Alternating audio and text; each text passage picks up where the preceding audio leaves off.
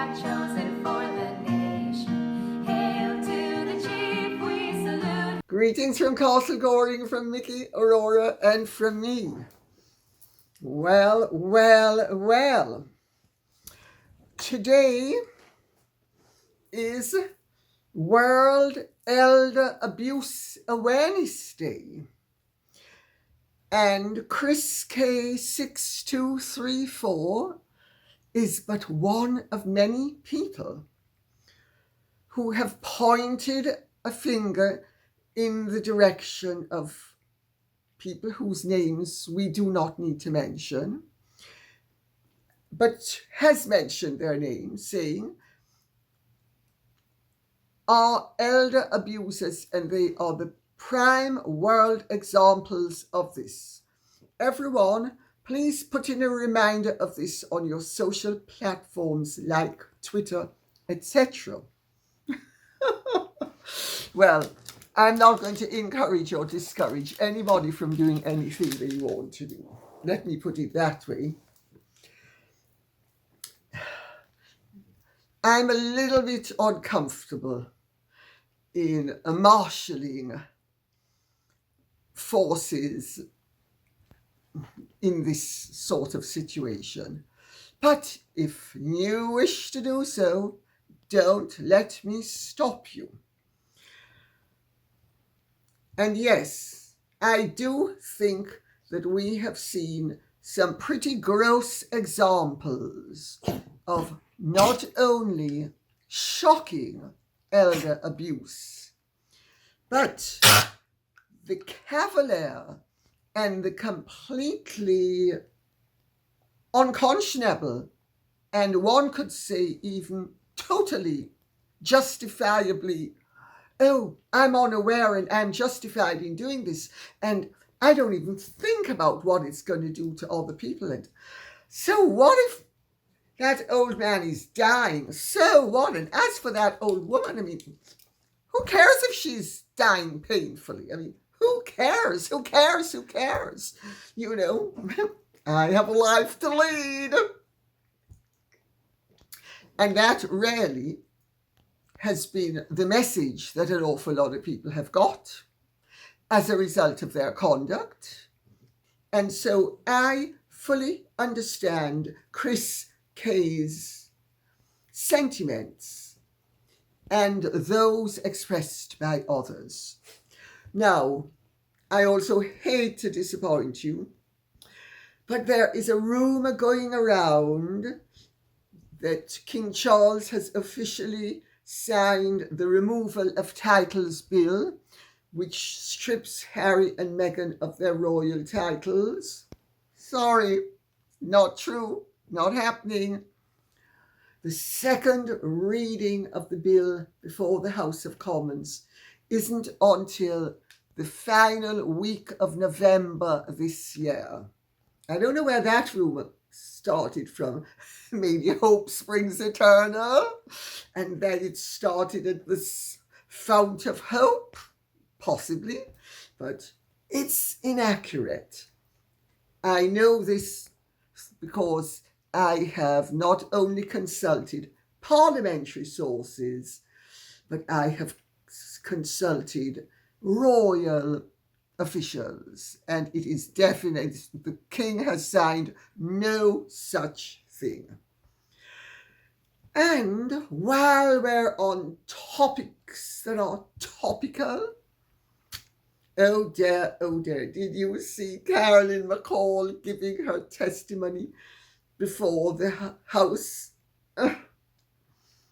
Oh dear, how the mighty fall, and how Dame Carolyn, who doesn't condescend to answer letters or dirty her hands with complaints by anyone, no matter how senior and no matter how justified, actually was raked over the coals. And her technique, though, is brilliant. She said, oh, we asked him 12 times and he denied it 12 times.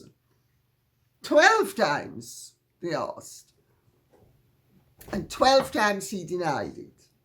And everybody else knew that it had happened. But they didn't. They didn't to such an extent know that they asked him 12 times. I'm referring to those of you who don't know to the Philip Schofield matter and Philip Schofield's completely unacceptable abuse of his position. I'm sorry, no man who's nearly 40 years older than someone starts a romantic stroke, physical stroke, whatever way you want to put it, because this is YouTube, relationship with someone else, unless it is honorably intended. In other words, unless it's going to end in marriage, or the objective is for it to end in marriage, it is dishonorable, in my opinion. It is taking advantage of someone. It is also abusing your position. That's my considered opinion. And I don't care what Dame Carolyn McCall or Philip Schofield say. And if they don't like it, sue me. Well, John Nicholson MP told the committee he'd received dozens of messages from current and former ITV stars about bullying, which of course Dame Carolyn denied ever happened. Oh, no, not on my watch. Oh no, I'm innocent. That's why when my good friend Meg, who's also innocent of all things, phones me up and says, heads must roll, Carrie, I say, lop 'em off, Pez, get rid of that head. He read aloud something from one of the complainants saying that ITV was a terrible place to work at. Daytime in particular is absolutely toxic. Someone else said, and he read this out as well, if someone complains about bullying or a certain type of impropriety that begins with the second syllable of the Sussex's surname, impropriety, ITV pretends to investigate. Then they will decide there is no bullying. The person who complains is then forced to leave, often with an NDA. And they're told they can't return to work there because of false allegations. And my name is Dame Carolyn McCall, and I'm going to take a leaf out of my friend Meg's book. Not like that. I rarely have genuine sniffles because I'm crying. And I find those statements distressing and worrying. And she asked John Nicholson to hand those comments over to ITV so that they can investigate and presumably exonerate the way they've always done. Oh dear, oh dear. Aurora, go and get me that can of whitewash. While you're at it, Aurora, let's have this pig flying. Come on, come. Piggy, piggy, fly, fly, fly, fly. Pigs fly, pigs fly, pigs fly. No wonder Dame Carolyn McCall and Meghan Markle have such respect for each other that when the ever honest Meghan, authentic to the core, rings up Dame Carolyn, ever honest, authentic to the core, and so compassionate that heads roll. Heads roll. Anyway, Me Too says, or ME2 says, oh dear. Lady C, may we have your comments on the news of Meghan's Archetypes flop? Oh, You wicked thing, Me Too or Me Too. Me too and you too. Everybody too. Yes, well, Spotify has had to release, or shall I say, actually dismiss, over 200 people.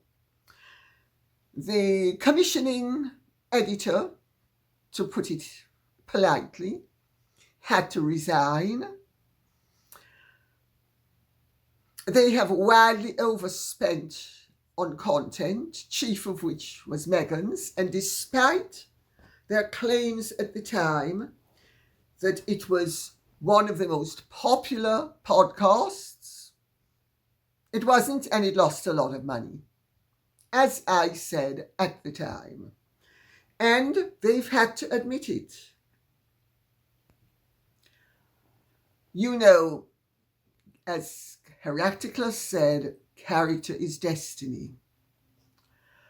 If you want a positive outcome, you need to choose people who have the character and the attributes and the talents and the abilities to perform and deliver. Not, Mr. DeMille, I'm just so authentic, and I love nothing more than being in front of a camera. And Mr. DeMille, can we practice my moment when I receive my Oscar? And in the meantime, Mr. DeMille, can I please get lots and lots and lots and lots of awards from all sorts of third-rate, second-rate, sometimes pretending to be first-rate organizations where they're going to use me for publicity, and I'm going to use them. My hand scratches your back, and your hand scratches mine. Well, hopefully, this is the beginning of the end of the infliction of Meghan Markle and her complete farcical and totally, in my opinion, fake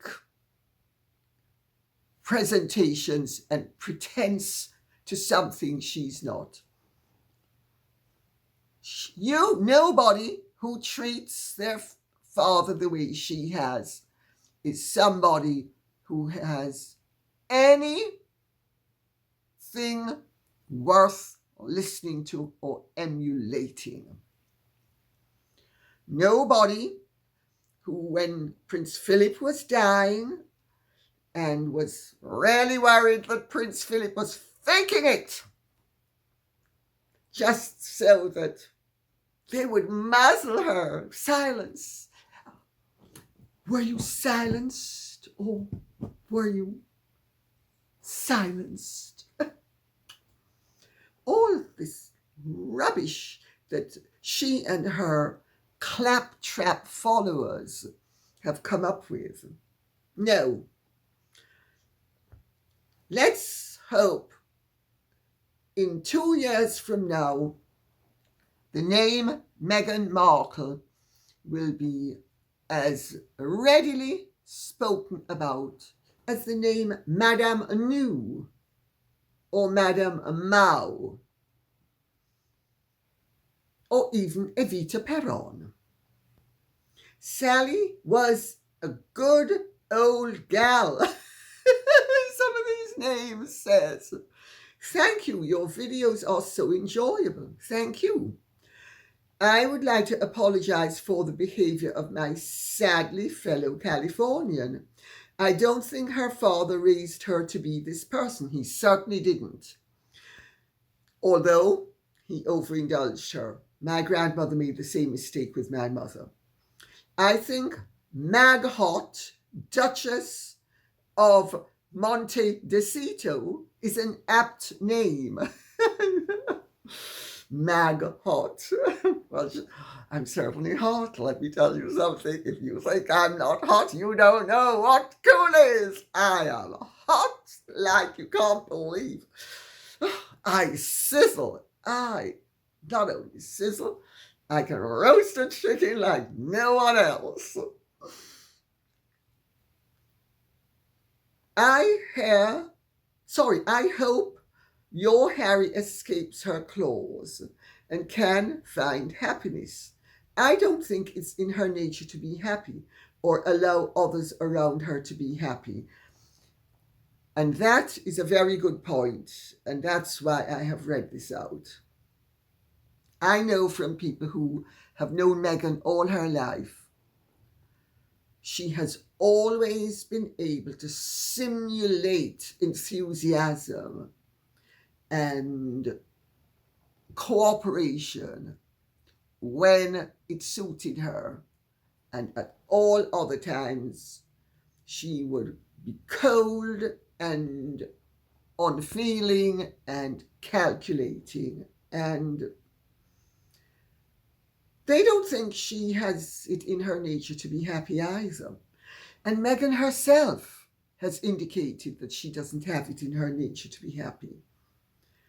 Listen to the things she has said on her old blogs, The Working Girl and The Tig.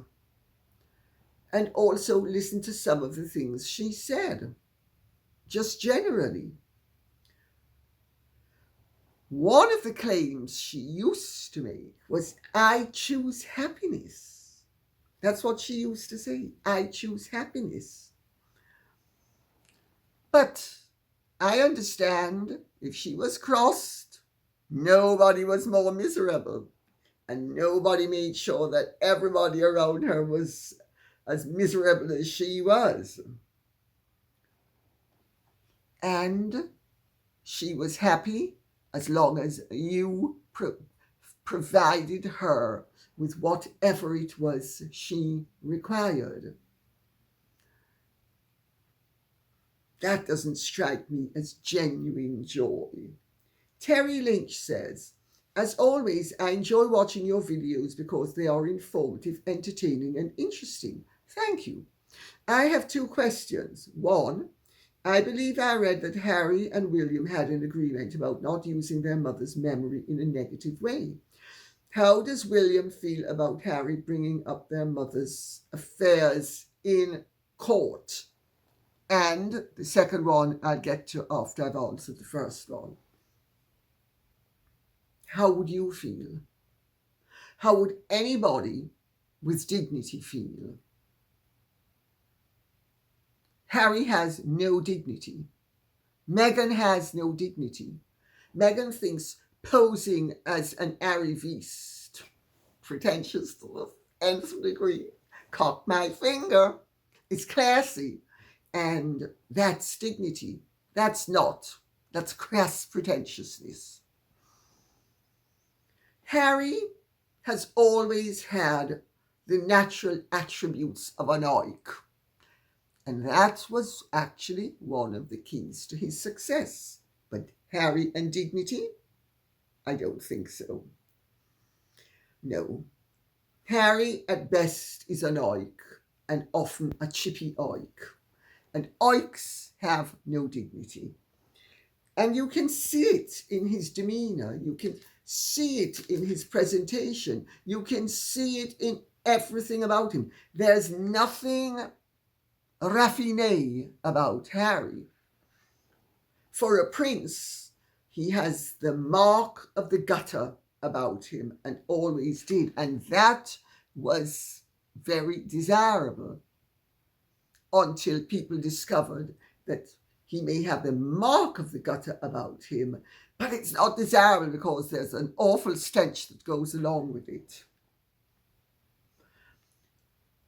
My understanding is that William will never forgive his brother, will never forget, is outraged beyond compare, as anybody would be. And also, William doesn't like the fact that Harry trades upon their mother the way he does, because every time Harry opens up his mouth, he damages his mother's reputation. His mother is dead and buried. She should be allowed to remain interned instead of having her corpse disinterred and flashing all about the place for Harry's enrichment. Second, an American headline said that Catherine had called Harry because of divorce rumours. Do you believe this is true? Greetings from Tennessee. Terry Lynch. Pigs fly. Pigs fly. Piggy, piggy, piggy. Fly, fly, fly. Fly, fly, fly. Fly, fly, fly. Do I believe it's true? The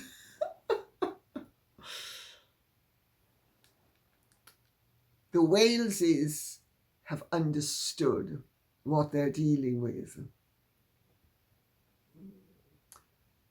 I don't for a second believe it's true.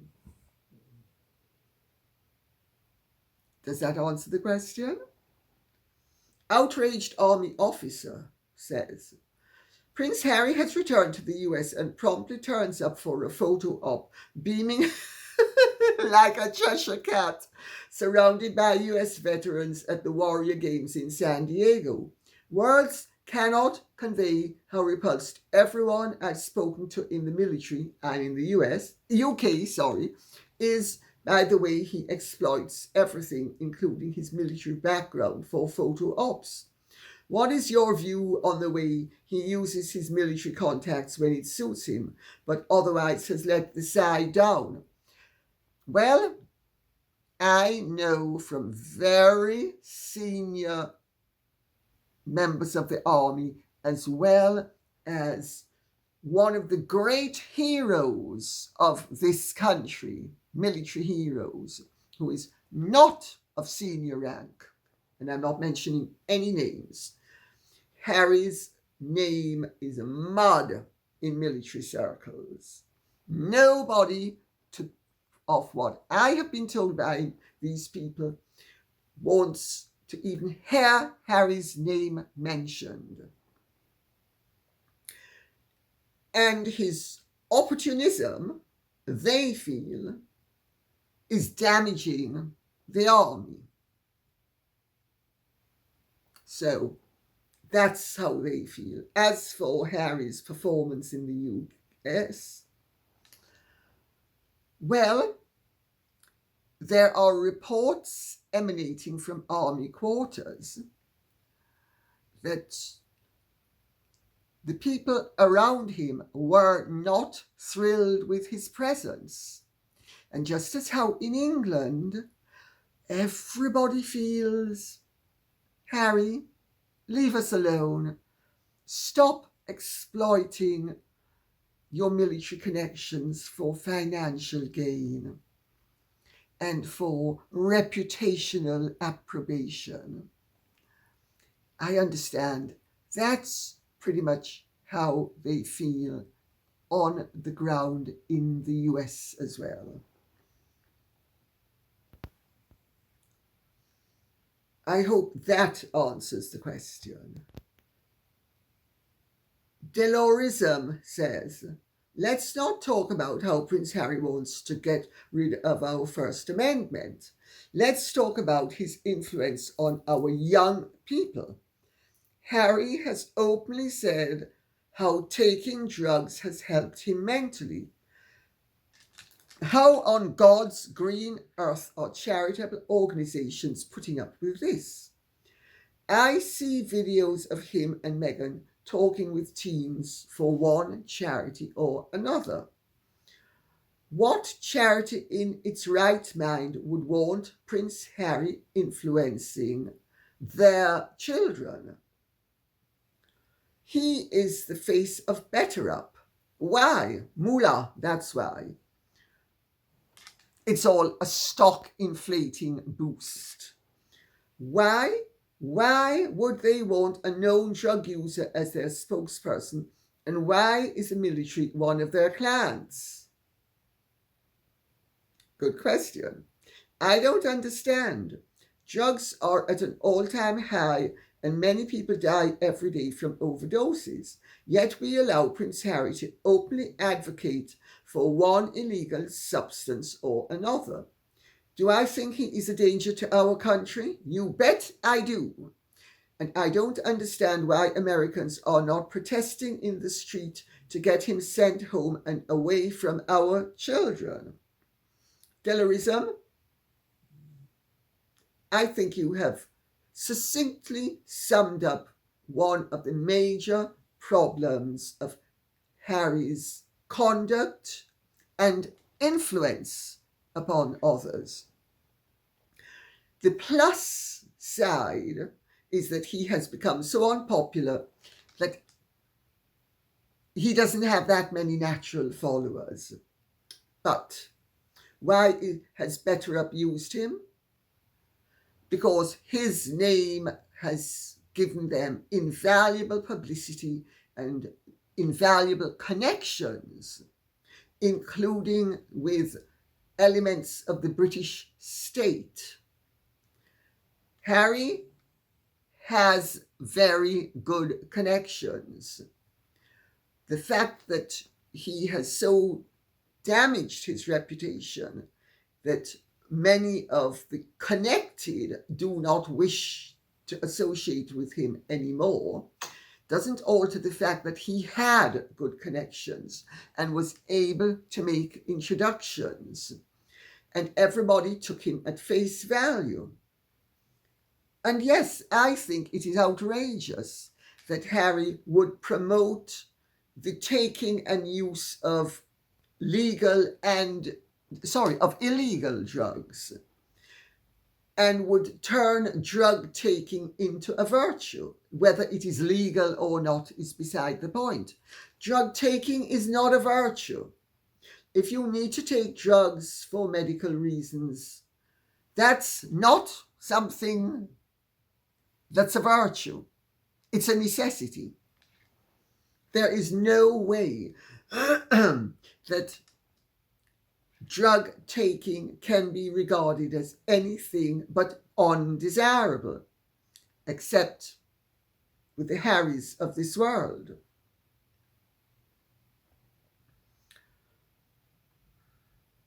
How to summarize it? There is a lot of sympathy for people who are on drugs, because drugs are regarded in many quarters as a disease or the solution to a disease. But recreationals, not so good. And I think his conduct is so reprehensible that it's only a matter of time before he finds that, I should rephrase that, before the companies that thought that attaching his name to theirs would be to their financial benefit, before they wake up to the fact it's no longer so. But let's wait and see. Susan Boiron says, no, you people don't get it. Ugh, and the other one will only be content, satisfied when they are, king and queen of the world. My dear, they regard themselves as the authentic royals, king and queen of the universe. They're global. Harry's and Meghan's attitude has been, William and Catherine and that broken down old woman, Queen Elizabeth II. You take England and the Commonwealth, and we'll take the rest of the world because we are authentic and you are just national and you're small time. We're big time. Am I not, Mr. DeMille? I'm big time, just like my namesake Norma Desmond. PLOR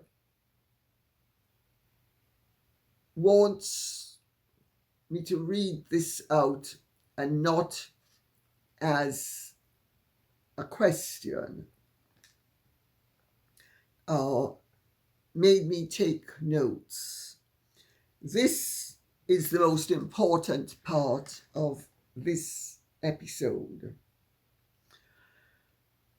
and it does not concern any royal, but it concerns the behind-the-scenes maneuverings to replace Dianne Feinstein. Dianne Feinstein is a very centrist Democrat, the senior senator for California, to those of you who don't know.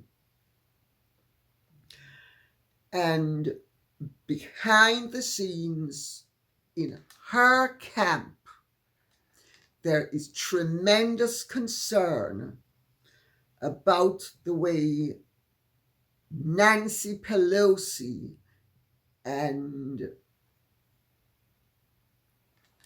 her cohorts are trying to set up Dianne Feinstein, to strip her of her,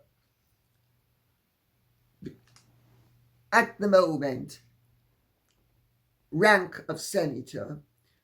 Now, Dianne Feinstein is old. She's lost her husband.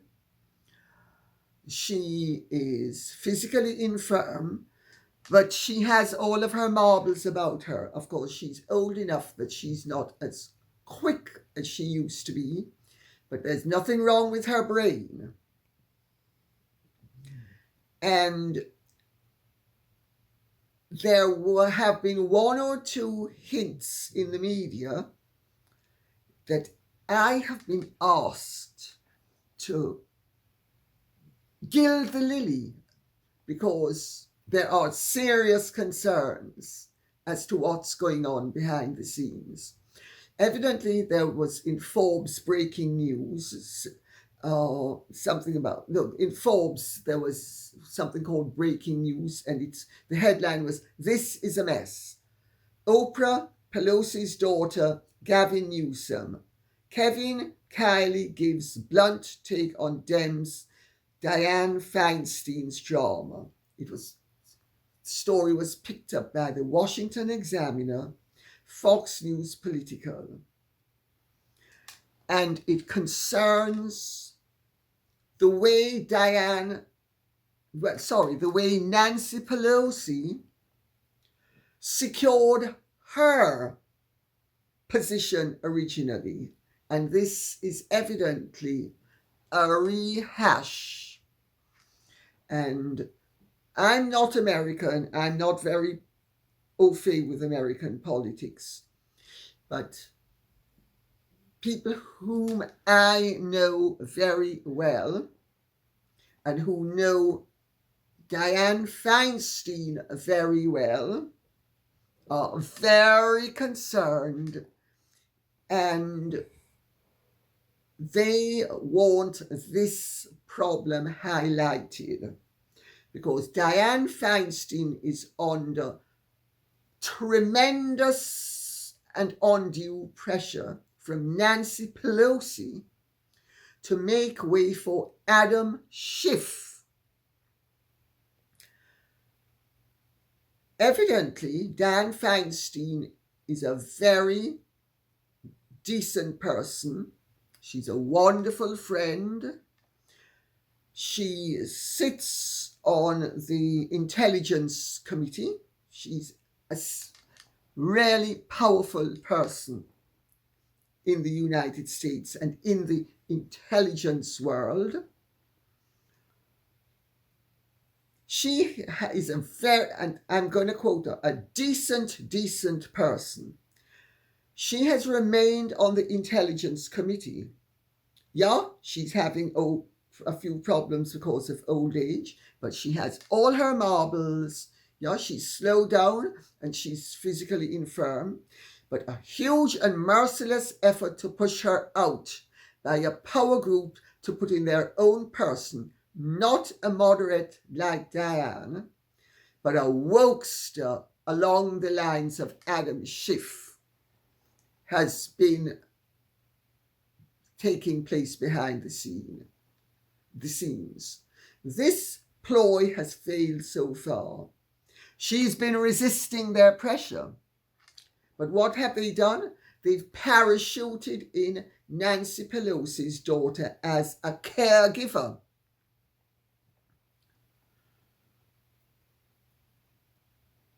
These people are very much more radical than Dianne Feinstein.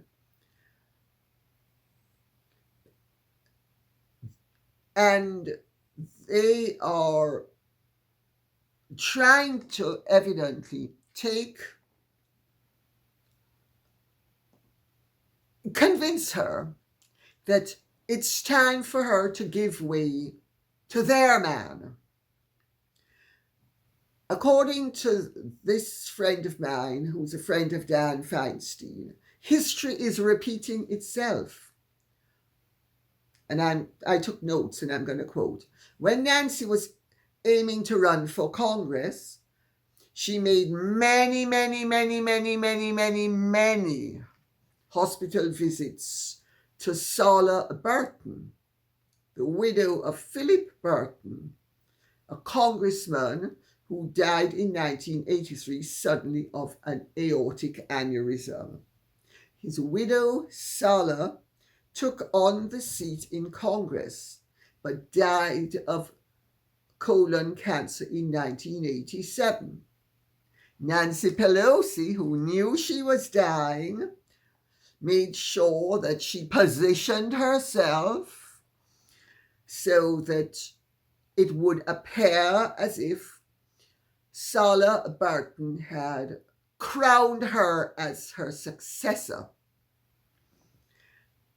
Nancy, I'm going to quote, Nancy made it, and incidentally, these people I'm speaking about know Nancy Pelosi very well as well, but they don't approve of what's happening. And they feel it is necessary that Dianne Feinstein not be subjected to such undue pressure, because it worked when Nancy Pelosi managed to parachute herself in. She's trying to repeat history, and they don't want it to work. And Dianne Feinstein doesn't want it to work either. Anyway, Nancy made it seem like Sarah's bedside dying wish was that Nancy would run in her place. Now, she's trying to use her daughter's influence over Dianne Feinstein to parachute in Adam Schiff. Adam Schiff was on the Intelligence Committee, then was booted out by Kevin McCartney. I know nothing about this, or very little about it, so I'm not even going to go into it. Americans will know about this. Evidently, Adam Schiff was labelled a left-wing agitator who helped organize the 50-plus signatories, including CIA past directors and intelligence people and professional bureaucrats, who said Hunter Biden's laptop was Russian propaganda. Then it now emerges that that was a lie, that Hunter Biden's laptop was not Russian propaganda. And there's evidently, and this is where I got lost, there was also something about Fang Fan, a Chinese operative who fled when the heat was becoming too great. Adam Schiff's letter in the Durham report revealed the whole thing as a stitch-up, whatever that means, I'm afraid. Maybe I took it down wrong. I really don't know what any of this is, but I'm repeating it and hoping it makes sense. and that my notes don't get scrambled, because when you're trying to repeat what you don't really understand, it's very difficult.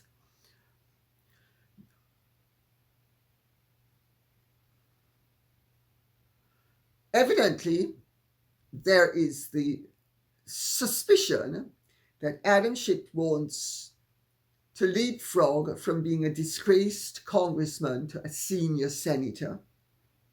He's told friends of Dianne Feinstein he wants the Intelligence Committee post in the Senate. He doesn't want an election, but he wants the position. He's worried that in an election, his past practice of embroidery would emerge and he would not be elected. But once he's parachuted in, re-election becomes easier, evidently, if I'm not mistaken. So I hope I have acquitted my duty to Dianne Feinstein and her supporters,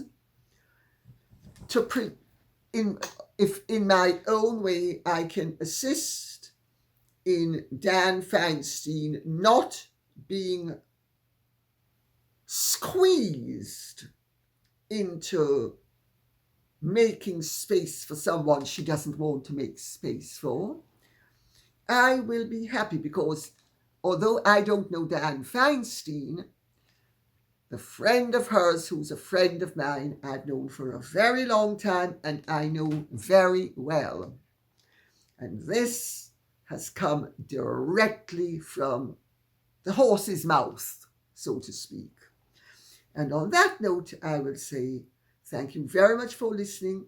I hope this has been of some interest to you.